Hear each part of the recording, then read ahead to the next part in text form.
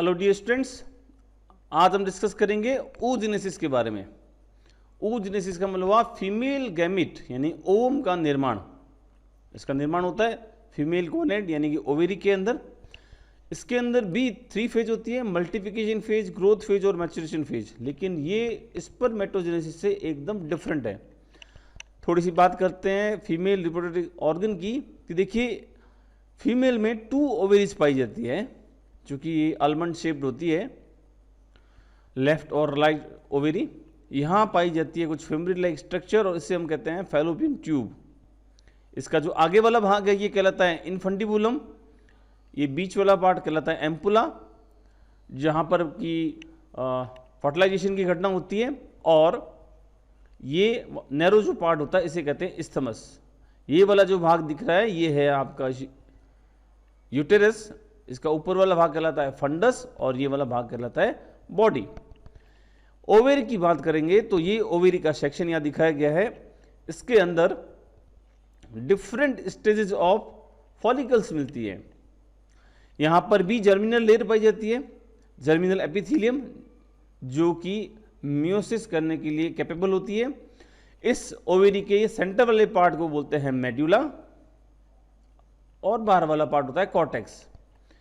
Female में जो ये फॉलिकल्स हैं, primordial follicles and primary follicles, इनका निर्माण फीटल स्टेज में ही हो जाता है। इनके नंबर्स मिलियंस में होते हैं। आफ्टर बर्थ किसी भी प्रकार से नई फॉलिकल का निर्माण नहीं होता है, बल्कि जो फॉलिकल्स बनी हुई है वो टिल प्यूबर्टी स्टेज डिजनरेट होती रहती है। और प्यूबर्टी स्टेज यानी करीब 13 ईयर के आसपास करीब 60 से 80,000 के जो ये फॉलिकल्स हैं वो रिमेनिंग रहती है, बचती है और लगभग डिजनरेट हो जाती है। तो ये जो प्री मोडियल फॉलिकल हैं, इनसे प्राइमरी फॉलिकल, फिर secondary follicle and then mature graafian follicle का निर्माण होता है। यदि ओव्यूलेशन हो जाता है तो ओव्यूलेशन के बाद जो स्ट्रक्चर बचती है इसे हम कहते हैं कॉर्पस ल्यूटियम। ये कॉर्पस ल्यूटियम एक एंडोक्राइन ग्लैंड की तरह काम करती है और इसे कहते हैं येलो बॉडी। यदि फर्टिलाइजेशन हो जाता है तो कॉर्पस ल्यूटियम मेंटेन रहती है और एज एंडोक्राइन ग्लैंड वर्क करती है। लेकिन यदि फर्टिलाइजेशन नहीं होता है तो ये डिजेनरेट हो जाती है और कॉर्पस एल्बिकेन का निर्माण करती है। इस तरह से तो पहली स्टेज की बात करते हैं मल्टीप्लिकेशन फेज। फीटल डेवलपमेंट के दौरान कुछ जर्मिनल सेल्स जो हैं ओवेरी में वो साइज में बड़ी हो जाती है और फिर माइटोसिस करके मिलियंस में एग मदर सेल या oogonia का निर्माण करती है। और ये फीटस की ओवेरी में ही हो जाता है इसका निर्माण। आफ्टर बर्थ किसी भी प्रकार की oogonia का निर्माण नहीं होता है। और ये जो oogonia है आगे फर्दर डिवीजन माइटोटिक डिवीजन करके बनाती है primary oocyte। In primary oocyte पर ओवेरियन जो सेल्स हैं वो डिपॉजिट होने लगती है और वो आगे बनाती है primary follicle, secondary follicle, tertiary follicle, then graafian follicle. कुछ इस तरह से देखिए, ये प्रीमोडियल फॉलिकल है, इसके अंदर ये प्राइमरी oocyte है जिसका ये न्यूक्लियस हो गया और ये न्यूक्लियोलस हो गया। इसके ऊपर जो लेयरिंग पाई जाएगी, सबसे जो फर्स्ट लेयर है ये प्लाज्मा मेम्ब्रेन की, इसके ऊपर लेयरिंग पाई जाएगी। इसे हम कहते हैं जोना पेल्यूसिडा। और फिर इन पर कुछ ग्रेनुलोसा सेल्स पाई जाती है, इनकी लेयरिंग पाई जाती है। इन ग्रेनुलोसा सेल्स के ऊपर बेसमेंट मेम्ब्रेन है और इन बेसमेंट मेम्ब्रेन के बाहर कुछ और लेयरिंग पाई जाती है फाइब्रस टिश्यूज की। आप इस डायग्राम में देख सकते हैं, जब लेट प्राइमरी फॉलिकल बनती है इसमें प्राइमरी oocyte के ऊपर जोना पेल्यूसिडा प्रेजेंट होती है और ये जो सेल्स हैं ये ग्रेनुलोसा सेल्स हैं जो इसको कवर करते हैं। फिर बेसमेंट मेम्ब्रेन और ये बाहर की तरफ बनाती है थीका सेल्स। थीका की 2 लेयर बनती है, theca externa and theca interna. ये सेकेंडरी फॉलिकल है, इसके अंदर ये आपकी oocyte हो गई जिसके ऊपर जोना पेल्यूसिडा है और ये ग्रेनुलोसा सेल्स हैं। इन ग्रेनुलोसा सेल्स में यहाँ पर कुछ एंट्रम का निर्माण होने लगता है, कैविटी का निर्माण होने लगता है, जो कि मैच्योर ग्राफियन फॉलिकल में आप देख सकते हैं कंप्लीट एक एंट्रम का निर्माण कर देती है, और साथ में यहाँ से ये जुड़ी होती है, ग्रेनुलोसा सेल्स ही होती है ये, इसे कहते हैं क्यूमुलस ओफोरस। और ये ग्रेनुलोसा सेल्स के बाहर बेसमेंट मेम्ब्रेन और फिर पाई जाती है theca externa and theca interna. इस तरह से ये मैच्योर ग्राफियन फॉलिकल बनती है। जब ओवुलेशन होता है तो ये यहाँ से बस्ट हो जाती है और oocyte को बाहर रिलीज कर दिया जाता है।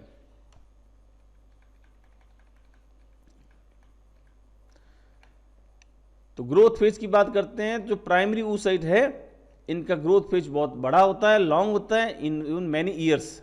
क्यों? क्योंकि प्यूबर्टी स्टेज तक इसके अंदर कुछ घटना नहीं होती है।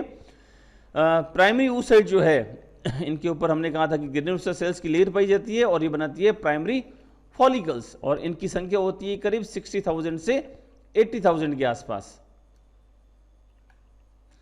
मैच्योरेशन की बात करते हैं तो जो प्राइमरी स्पर्मेटोसाइट के अंदर हमने देखा था कि डिवीजन होता है और उससे सीधी सेकेंडरी स्पर्मेटोसाइट बनती है मियोसिस के थ्रू, लेकिन यहाँ पर कुछ अलग कहानी है। यहाँ पर जब डिवीजन होता है तो अनइक्वल होता है, एक बड़ी सेल और एक छोटी सेल बनती है, इसे हम कहते हैं पोलर बॉडी, और ये बनाती है आपकी सेकेंडरी oocyte। तो प्राइमरी oocyte इससे बनती है सेकेंडरी oocyte और एक फर्स्ट पोलर बॉडी बनती है जो कि डीजेनरेट हो जाती है। ह्यूमंस के अंदर जब ओवम रिलीज किया जाता है यानी ओवुलेशन होता है, जो कि मेंस्ट्रुअल साइकिल की अगर डेज की बात करें तो 14 डेज ऑफ ब्लीडिंग से स्टार्ट होता है, तो उस समय जो ओवम है ये सेकेंडरी oocyte स्टेज में होता है। सेकेंडरी oocyte की मेटाफेज मेटाफेज सेकेंड के अंदर ही अरेस्ट होता है। जैसे ही स्पर्म की एंट्री होती है, इसके अंदर डिवीजन होता है और पोलर बॉडी बनती है, और ये डिवीजन अपना कंप्लीट करता है, यानी स्पर्म के स्टिमुलेशन से इसके अंदर मियोसिस सेकेंड कंप्लीट होता है। उससे पहले ये इसी स्टेज के अंदर रहती है, और ये घटना होती है मदर की ओविडक्ट यानी कि फैलोपियन ट्यूब के अंदर। तो एक बार शॉर्ट में देख लेते हैं कि oogoonium जो है वो फीटल स्टेज के अंदर इसका डेवलपमेंट हो जाता है, और मियोसिस फर्स्ट की प्रोफेज फर्स्ट फेज में ये अरेस्ट हो जाती है प्राइमरी oocyte की फॉर्म में। फिर जब प्यूबर्टी स्टेज स्टार्ट होती है तब ये सेकेंडरी oocyte बनाती है और फर्स्ट पोलर बॉडी का निर्माण होता है। आफ्टर ओवुलेशन के बाद में यदि स्पर्म का स्टिमुलेशन मिलता है तो उसके अंदर मियोसिस सेकेंड होता है, और ये ओवम चूंकि फर्टिलाइजेशन की घटना हो जाती है जाइगोट का निर्माण करता है और सेकेंड पोलर बॉडी बनती है। ह्यूमन के केस में सेकेंड पोलर बॉडी बनती ही नहीं है। तो स्पर्मेटोजेनेसिस और oogenesis में एक मेजर डिफरेंस हो गया कि स्पर्मेटोजेनेसिस के दौरान 4 स्पर्मेटिड का निर्माण होता था, जबकि oogenesis में सिर्फ एक सिंगल ओवम का निर्माण होता है और 3 पोलर बॉडीज का निर्माण होता है जो कि डीजनरेट हो जाती है।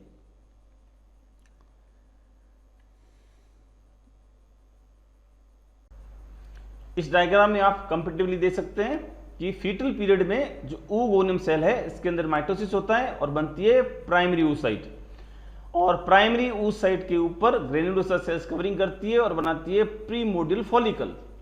इस प्राइमरी oocyte में डिवीजन होता है मियोसिस फर्स्ट, चूंकि डिवीजन तो होता है लेकिन ये मियोसिस फर्स्ट कंप्लीट नहीं हो पाता और प्रोफेज फर्स्ट में अरेस्ट हो जाती है। उसके बाद में ये प्रीमोडियल फॉलिकल फॉर्म में ही रहती है।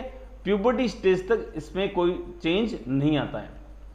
प्यूबर्टी स्टेज में जो प्राइमरी oocyte है जो कि प्रोफेज फर्स्ट के अंदर थी, इसमें डिवीजन होता है और बनती है प्राइमरी oocyte। ये प्राइमरी oocyte बनती है, और अब मियोसिस जैसे ही मियोसिस फर्स्ट कंप्लीट होता है एक पोलर बॉडी का निर्माण होता है और एक लार्ज सेकेंडरी oocyte बनती है। सेकेंडरी oocyte बनने के साथ साथ यहाँ पर जो फॉलिकल है इसका भी निर्माण होता रहता है, यानी कि फॉलिकल में चेंजेस होते हैं। प्राइमरी फॉलिकल से ये सेकेंडरी फॉलिकल और मैच्योर ग्राफियन फॉलिकल बन जाती है।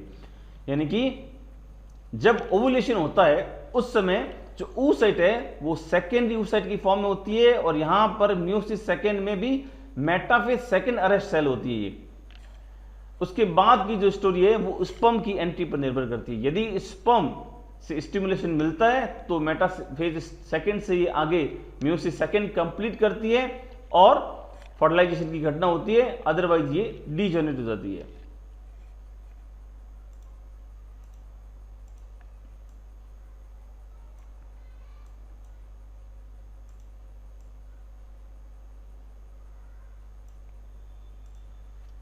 कुछ इस तरह से देखिए, स्पर्म की एंट्री हुई तो हमारा जो क्वेश्चन बनता है कि ह्यूमन बीइंग में जब फर्टिलाइजेशन होता है, स्पर्म की एंट्री होती है, उस समय जो ऊ साइट है वो किस स्टेज में होती है? तो हम करेंगे वो मेटाफेज सेकंड के अंदर अरेस्ट होती है। सेकेंडरी जो ऊ साइट है वो मेटाफेज सेकंड के अंदर अरेस्ट होती है और इस समय स्पर्म की एंट्री होती है और इसमें डिवीजन होता है, तो सेकंड पोलर बॉडी बनती है, वो डीजेनरेट हो जाती है। ह्यूमन के केस में सेकंड पोलर बॉडी बनती ही नहीं है और यहां सीधा फर्टिलाइजेशन होके जाइगोट बनता है।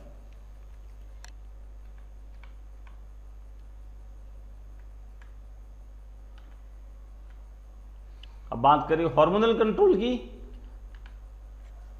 तो हाइपोथैलेमस जो मेन रेगुलेटरी एंडोक्राइन ग्लैंड है, जीएनआरएच यानी कि गोनेटोपिन रिलीजिंग हार्मोन का सीक्रेशन करता है, जिसकी वजह से एंटीरियर पिट्यूटरी जो है वो एफएसएच और एलएच का सीक्रेशन करती है। एफएसएच जो है वो ओवेरी में जो फॉलिकल्स है इनके डेवलपमेंट को रेगुलेट करता है और एलएच है वो ओवुलेशन को रेगुलेट करता है। एलएच का मतलब होगा ओवुलेशन और एफएसएच का मतलब होगा जो फॉलिकल्स है इनका डेवलपमेंट होना। और यदि ओवुलेशन के बाद में कॉर्पस ल्यूटियम जो है वो मेंटेन रहता है तो ये भी एक तरह का एंडोक्राइन ग्लैंड की तरह वर्क करता है और प्रोजेस्टेरॉन हार्मोन का सीक्रेशन करता है, एस्ट्रोजन हार्मोन का सीक्रेशन करता है। यदि ये डीजेनरेट हो जाता है तो किसी प्रकार का हार्मोनल सीक्रेशन नहीं होता है और इसी वजह से कुछ फीडबैक इनहिबिशन और पॉजिटिव और नेगेटिव फीडबैक जाते हैं इस पिट्यूटरी ग्लैंड को और हाइपोथैलेमस को, जिसकी वजह से एफएसएच और एलएच के सीक्रेशन को रेगुलेट किया जाता है। ओवुलेशन की घटना जो होती है वो 14 डेज को होती है। 14वें दिन मीनोपॉज जो होता है उसके ब्लीडिंग के 14 डेज को ओवुलेशन की घटना होती है और मदर की फैलोपियन ट्यूब के अंदर स्पर्म एंटर होता है और वहां पर यदि इसे ओवम मिल जाता है तो फर्टिलाइजेशन की घटना होती है, अदरवाइज ये डीजेनरेट हो जाता है और मेंस्ट्रुअल साइकिल स्टार्ट हो जाती है अगेन। ये हमने डिस्कस कर लिया है। अगर हम बात करें ओवम की, तो ह्यूमन ओवम की बात करें तो ये होता है एलेसिथल, यानी कि इसके अंदर यॉक एब्सेंट होता है और इसके साइटोप्लाज्म को कहते हैं ऊप्लाज्म। इसके अंदर न्यूक्लियस होता है और जर्मिनल जो न्यूक्लियस होता है इसे कहते हैं जर्मिनल वेसिकल।